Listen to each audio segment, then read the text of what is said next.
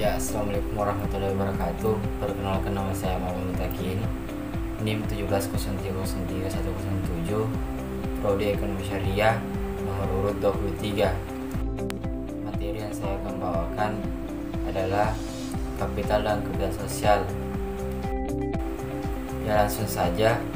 Secara etimologis, kapital berasal dari kata kapital yang berasal bahasa Latin caput, berarti kepala. Sedangkan pada abad 12-13 arti yang dipahami adalah dana, modal, persediaan barang, sejumlah uang dan bunga uang pinjaman. Dalam pembahasan ini saya mencoba melihat makna dari kapital dari perspektif sosiologi ekonomi, seperti yang dikemukakan oleh Lawang.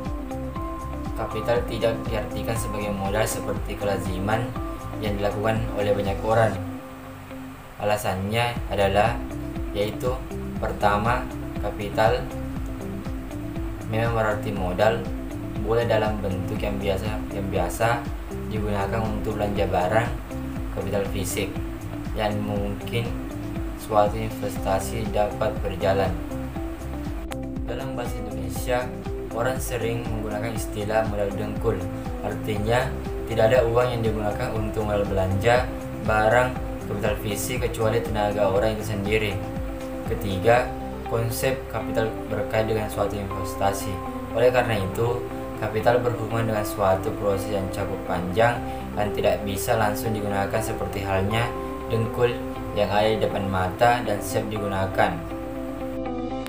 Kapital sosial merupakan investasi sosial yang meliputi sumber daya sosial seperti jaringan, kepercayaan, nilai dan norma, serta kekuatan menggerakkan dalam struktur hubungan sosial untuk mencapai tujuan individual dan atau kelompok secara efektif dan efisien dengan kapital lainnya. Dalam kehidupan di masyarakat yang bersifat sehari-hari, keperangkatan sosial lebih dikenal dengan arisan, simpan pinjam, serikat tolong-menolong, kelompok jamaah taklim. Kepranataan dapat dilihat dalam upacara adat, kegiatan masyarakat seperti perkawinan, kelahiran, kematian, dan yang lain. Semuanya diperkuat nilai-nilai sosial dan kearifan lokal dan siap lembaga dengan baik seperti nilai kebersamaan, kepranataan, dan nilai-nilai sosial tertentu mampu membuat jaringan strategis sebagai wahana pembangunan masyarakat. Sosial dalam struktur hubungan sosial untuk meraih tujuan yang diharapkan. Adapun yang dimaksud investasi sosial di sini adalah sumber daya sosial seperti jaringan, kepercayaan, nilai dan norma. Jaringan sosial adalah hubungan antar individu yang memiliki makna subjektif yang berhubungan atau dikaitkan dengan sesuatu berbagai simpul dan ikatan. Kepercayaan sebagai seperangkat harapan yang dimiliki bersama-sama oleh semua yang berada dalam pertukaran, sedangkan nilai dipahami sebagai gagasan mengenai apakah sesuatu pengalaman berarti berharga, bernilai dan tidak pantas, dan norma sebagai sumber daya sosial terakhir dipahami sebagai aturan main bersama yang menuntun perilaku seseorang. Pendidikan bagi masyarakat pedesaan. Manfaat pendidikan bagi masyarakat pedesaan sebagai instrumen pembebas, yakni membebaskan masyarakat pedesaan dari belenggu kemiskinan, keterbelakangan, kebodohan, dan penindasan. Selain itu, pendidikan yang baik seharusnya berfungsi pula sebagai sarana pemberdayaan individu dan masyarakat desa khususnya guna menghadapi masa depan.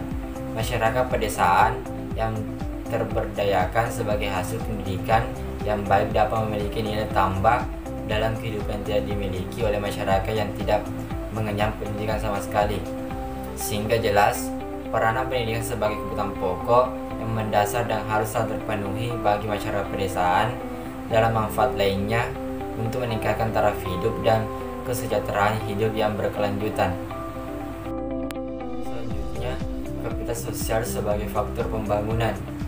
Pendidikan mampu membangun kesadaran akan hakikat pembangunan modal sosial. Negara-negara yang memiliki modal sosial yang kuat terbukti sangat mementingkan pendidikan bagi rakyatnya.